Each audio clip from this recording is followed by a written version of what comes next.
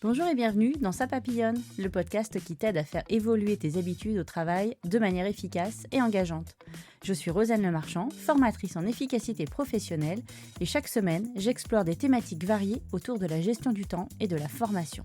Je te partagerai des conseils pratiques pour une meilleure organisation au travail et des histoires inspirantes pour t'accompagner sur ton chemin de formation. Ce qui m'importe, c'est de t'aider à faire un pas de côté, d'observer tes comportements au travail, de prendre du recul et j'espère te faire avancer. Chaque épisode est une opportunité d'explorer de nouvelles idées et d'acquérir des compétences. Installe-toi confortablement et laisse-toi guider. C'est parti! Salut, bienvenue dans ce 12e épisode du podcast Ça papillonne. Je suis ravie de te retrouver cette semaine et je fais un enregistrement un lundi matin. Je suis pleine d'énergie. En fait, je viens de faire un super rendez-vous en visio avec une personne que je vais interviewer cette semaine. Donc, je suis hyper contente. Et j'ai hâte de vous partager tout ça. Donc, voilà, je suis dans un super flow là. Alors, j'en profite. Je vais faire mon enregistrement maintenant. Alors, le sujet du jour, c'est un sujet que j'ai donc choisi la semaine dernière parce que j'étais en formation et comme quand on est en formation, on voit toujours les problématiques des personnes.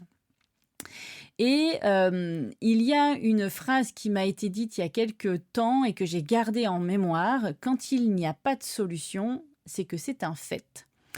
Et cette phrase est hyper importante parce que on va voir que le comportement que l'on a par rapport à cette phrase-là, c'est le reflet de la manière dont on voit nos problématiques.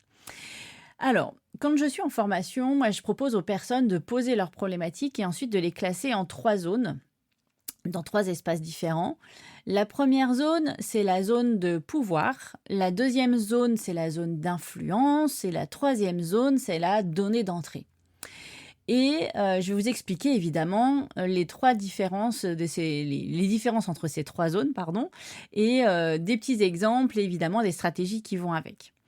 Mais en tous les cas, quand je suis en formation ou quand je suis en coaching, en accompagnement avec une personne, on va déjà poser les problématiques et voir dans quelle catégorie elles se trouvent ces problématiques parce qu'on ne va pas avoir le même comportement avec chacune. Alors la première zone, donc la zone de pouvoir, c'est celle sur laquelle on a 100% la main dessus. Elle vient de nous, on peut agir et travailler sur soi pour pouvoir améliorer cette problématique. Par exemple, on parle d'une personne qui va passer d'une tâche à une autre sans la terminer, une personne qui ne va pas réussir à choisir ses priorités, qui en met beaucoup sur sa liste à faire et qu'il n'y a rien qui est jamais terminé, ou alors une personne qui va terminer tard parce que justement, tout doit être fait. Donc toutes les petites problématiques qui ne dépendent que de toi, c'est une problématique qui rentre dans la zone de pouvoir. C'est pas facile à accepter en fait qu'on a des petites problématiques parce que toutes les situations la situation de chacun est un mélange de zones de pouvoir, zones d'influence et zones d'entrée. De données d'entrée. Donc, on va plutôt voir par défaut tout ce qui se passe autour de nous sans pour autant se remettre en question. Donc, c'est hyper important cette particularité là, cette zone de pouvoir là, cette zone où on a une influence dessus. C'est même plus on a une influence, on a une action à faire, on a complètement la main dessus. Donc, c'est déjà ça de fait. Alors, on a une problématique, très bien. Quelles pourraient être les stratégies ? Je te donne un exemple. Ça pourrait être une technique de développement personnel. On a un problème à gérer, à régler par rapport à ça. Donc, on peut aller voir quelqu'un. On peut aussi faire de la méditation si c'est du stress. On peut aussi faire une formation sur la gestion du stress. On peut aussi aller voir des méthodes de productivité personnelle. Je mets là-dedans, par exemple, la technique du Pomodoro. La technique du Pomodoro, j'en ai déjà parlé, c'est de faire des tâches de 25 minutes d'affilée sans s'arrêter. Donc avoir un chronomètre à côté de soi et faire une pause de 5 minutes, puis de recommencer 25 minutes, etc., etc. On en fait 4 comme ça, 4 Pomodoro de 25 minutes à suivre, avec des mini-pauses entre chaque. Et puis, au bout de 4, on fait une grande pause un peu plus longue de 20-30 minutes. Et c'est pas une pause où on part, se promener dehors, hein, c'est changer de sujet, en fait, s'aérer l'esprit à faire autre chose. Donc ça permet d'être hyper concentré pendant 25 minutes à suivre et ça peut être très adapté à certaines personnes qui ont une capacité de concentration très limitée, pour les personnes, par exemple, qui papillonnent. Donc cette technique-là, elle est assez, répandue, pour autant pas forcément très pratiquée, donc à essayer si le fait d'avoir un chronomètre à côté de toi ou à côté de vous ne vous pose pas de problème, et ben, c'est un truc à tester. Après ça marche pas, mais au moins on teste. Ensuite, la deuxième zone, c'est la zone d'influence. Alors celle-ci, pour le coup, ça concerne les problématiques qui sont dans le groupe autour de nous, dans l'équipe, mais qui peut-être on est intégré à l'intérieur ou pas. En tout cas, on peut influencer cette situation. On s'inclut ou pas dedans, mais on peut éventuellement proposer un changement. Ça ne va pas se faire tout seul. Par exemple, des demandes incessantes d'une personne, d'une collègue qui vient de démarrer, qui vient de commencer un poste, donc elle est en demande d'informations continuelles, donc elle peut tout le temps t'interrompre. Une autre personne qui, d'un pas de bol, ton bureau, il est à côté de l'imprimante, et c'est toujours à toi qu'on demande où est-ce qu'il est le papier, comment on le met, et puis les cartouches. Hein, Bac+2 pour mettre une cartouche dans une très très grosse imprimante parfois. Donc, il y a des personnes qui, par facilité, s'adressent à la personne qui est à côté de l'imprimante. Ou alors, encore un manager qui demande toujours plus et toujours plus. Ou encore, un ultime exemple que j'ai rencontré la semaine dernière, cet esprit d'équipe qui marche pas, les tâches sont censées, ou en tout cas vous savez, il y a des demandes qui tombent sur l'équipe. Bon, puis à tour de rôle, chacun va répondre à la demande. Bon, bah, des fois, il y en a qui ne jouent pas le jeu et ça revient toujours sur les mêmes. Donc ça, ça ne nous concerne pas nous personnellement, mais ça nous touche, ça a une influence sur nous, donc on pourrait peut-être avoir une influence sur cette situation. Quelle stratégie dans ce cadre-là pourrait-on commencer à avoir, à toucher? Ce serait bien sûr à peut-être changer de communication et travailler l'écoute active. Alors ça, c'est un sujet sur lequel je vais bientôt faire un podcast également. Donc, changer peut-être la manière de communiquer avec l'équipe, avec son groupe. On peut aussi utiliser des outils de collaboration, des techniques de négociation pour éventuellement influencer positivement tout ça, l'équipe. On peut aussi utiliser le desk. C'est une méthode pour apporter un changement. Donc, on est dans la description, dans le sentiment, dans les faits, qu'est-ce que ça implique, la description de cette problématique. Donc, factuellement, qu'est-ce qui pose problème, qu'est-ce que ça donne comme problématique pour nous, quelles conséquences ça peut avoir sur nous, quel sentiment ça nous procure. Ensuite, on apporte une solution concrète, on est dans les faits toujours, on reste dans la position d'adulte, et quelles conséquences derrière, encore une fois, cette nouvelle solution pourrait avoir sur nous comme sur les autres personnes de l'équipe. Donc on n'apporte pas, on ne peut pas donner comme ça, dire avancer à une problématique, ouais j'en ai marre d'être toujours la personne qui, il faut, je pense, apporter une solution. Il ne faut pas venir avec les mains vides parce qu'on ne serait pas pris au sérieux. On est encore une fois dans un monde d'adultes, donc on ne peut pas se mettre en victime. Par contre, il y a des faits. Et si on reste cantonné aux faits, on peut apporter une solution également factuelle qui aurait, encore une fois, des effets factuels sur les personnes et sur l'équipe. Donc après, avec une bonne petite dose d'écoute active et de négociation et de communication, ben, tout ça fait qu'on pourrait faire changer les choses dans son équipe. Et la dernière partie avec la question, ou en tout cas la phrase qui dit « quand il n'y a pas de solution, c'est un fait », c'est notre zone de données d'entrée. On doit faire avec. C'est quelque chose qui est là, qui fait partie de notre environnement. On ne peut absolument pas apporter de solution à cette problématique. On doit donc accepter cette situation. Pour rappel, j'adore cette phrase, merci Lucille, les faits sont neutres. C'est plutôt comment est-ce qu'on va les gérer, comment on va les accepter, comment on va s'adapter pour que ce soit le moins difficile possible. Par exemple, On a quelqu'un à un poste d'hôtesse d'accueil, souvent c'est d'hôte d'accueil, on pourrait le mettre au masculin également, avec 300 appels par jour. Ça, c'est une donnée d'entrée. On ne peut pas faire autrement, c'est un fait, il y a 300 appels par jour. Une panne électrique, on ne peut rien y faire. Comment est-ce qu'on s'adapte avec une panne électrique, voire un piratage d'entreprise? Il y en a eu quand même beaucoup en France ces dernières années.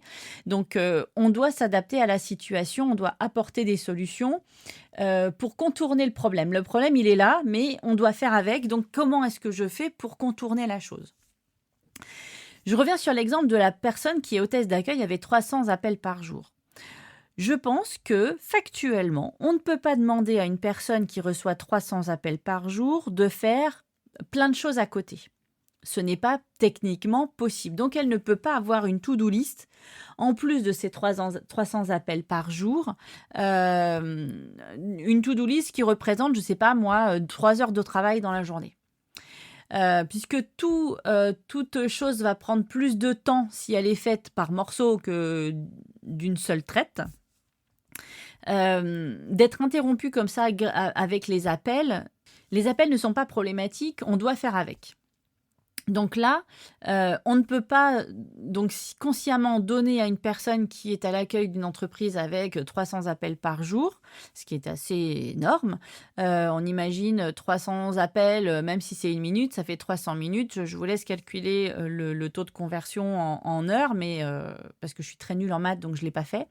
C'est divisé par 60.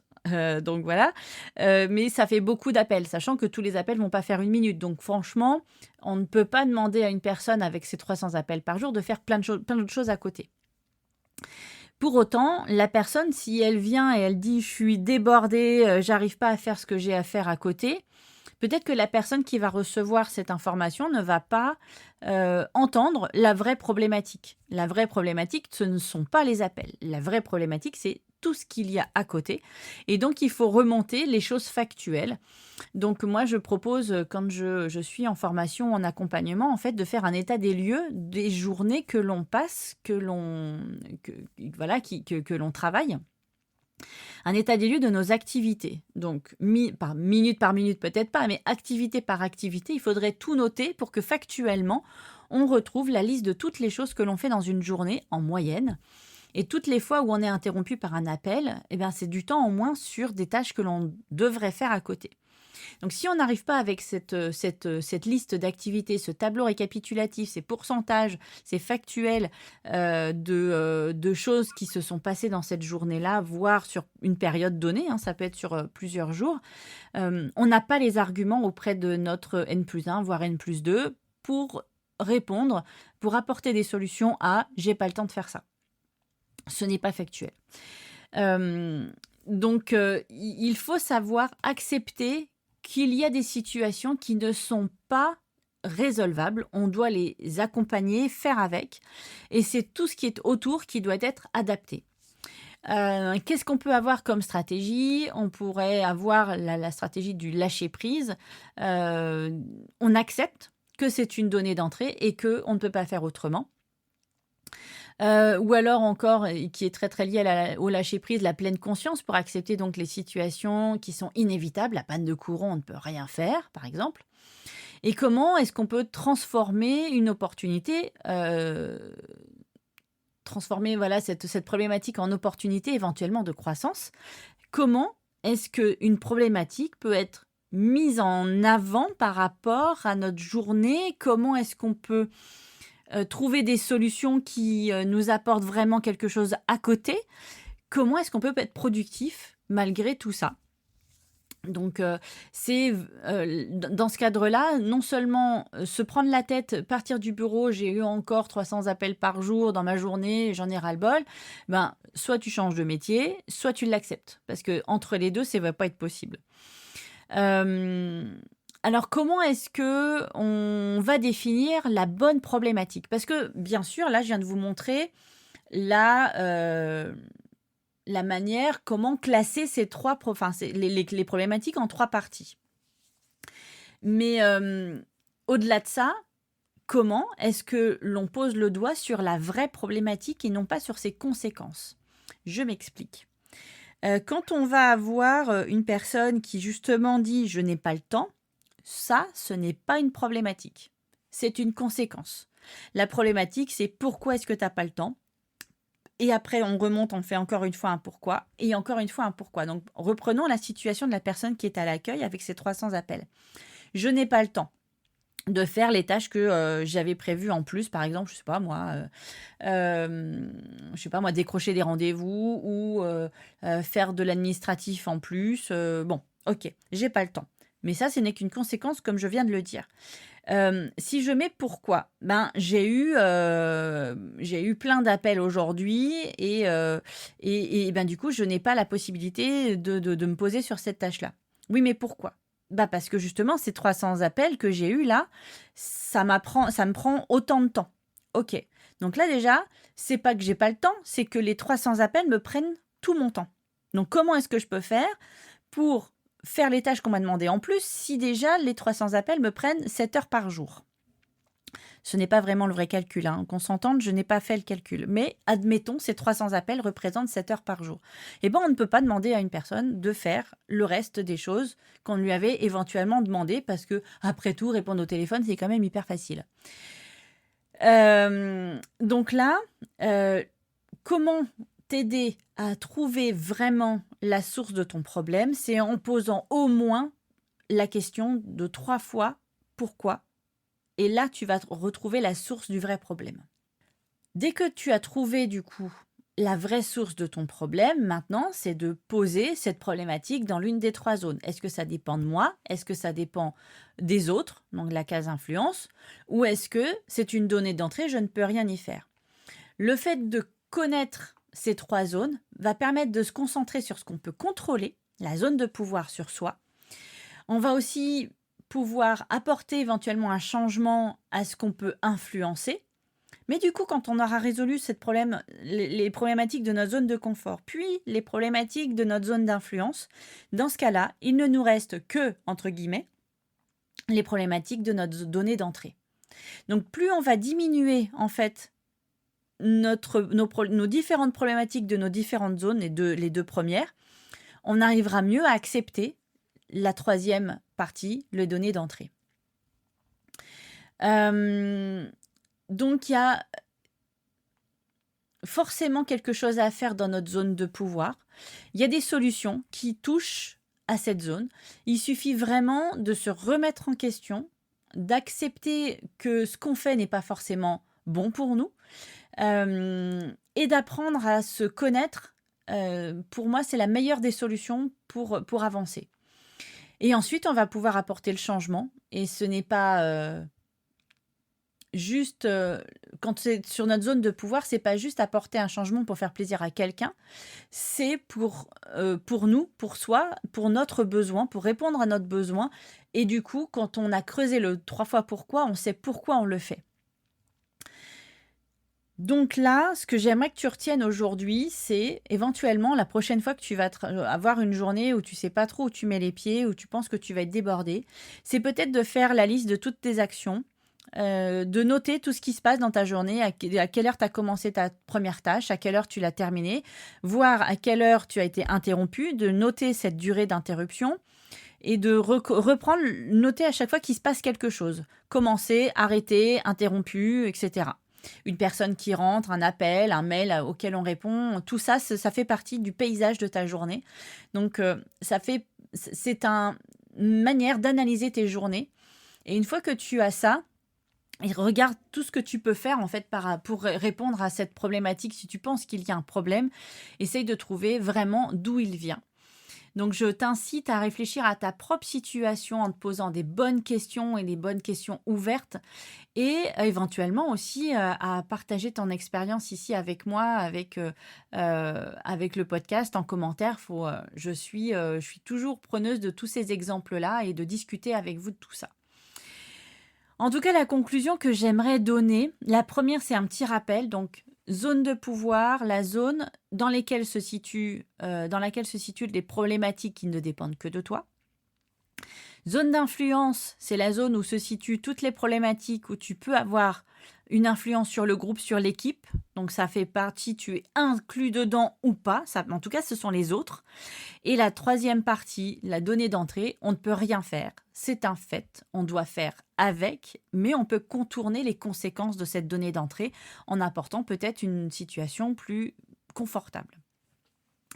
Mais en tout cas, j'aimerais terminer sur une note en plus positive, en te rappelant que même lorsque les choses semblent hors de contrôle, il y a toujours quelque chose à apprendre et à améliorer, et que la gestion du temps, c'est juste un voyage personnel pour arriver à une destination qui est, alors le bonheur, peut-être pas, j'oserais peut-être pas aller jusque-là, mais en tout cas une situation confortable pour toi. Et que le fait d'analyser tout ça, c'est pas contre toi, c'est pour toi et dans ton intérêt propre. Voilà. Donc j'en arrive à cette fin d'épisode. Je suis à peu près bonne au niveau timing. J'aime bien des petits épisodes de 20 minutes. Je trouve ça tellement chouette. C'est rapide, efficace. Je t'invite à toujours me laisser un petit message en commentaire ou sur LinkedIn aussi. Tu peux me laisser un petit message pour me dire ce que t'ont apporté les épisodes. Et puis, n'hésitez pas non plus, tout le monde là qui m'entend, à venir vers moi pour être volontaire, pour des interviews, pour partager vos pratiques en tant que salarié ou en tant qu'indépendant, vos pratiques d'organisation du quotidien, parce que je suis sûre que vous avez des choses à partager. Et éventuellement, on pourrait même, pendant une interview, essayer de trouver une manière de faire un peu mieux, quelque chose qui coince chez vous. Donc, n'hésite pas à revenir vers moi et à casser ce plafond de verre qui fait que, ben oui, toi aussi, tu as le droit de participer à une interview et un podcast. Voilà, tu es légitime autant que moi. Je te souhaite une très bonne journée et je vous dis à la semaine prochaine et plutôt lundi à partir de maintenant. Salut! Merci d'avoir écouté cet épisode. Si tu as aimé, je t'invite à t'abonner, à laisser un avis ou des étoiles et à partager avec tes amis. Je suis aussi à ton écoute. Alors propose-moi des sujets à aborder et je me ferai un plaisir de creuser le sujet. On se retrouve la semaine prochaine pour une nouvelle conversation passionnante. Salut!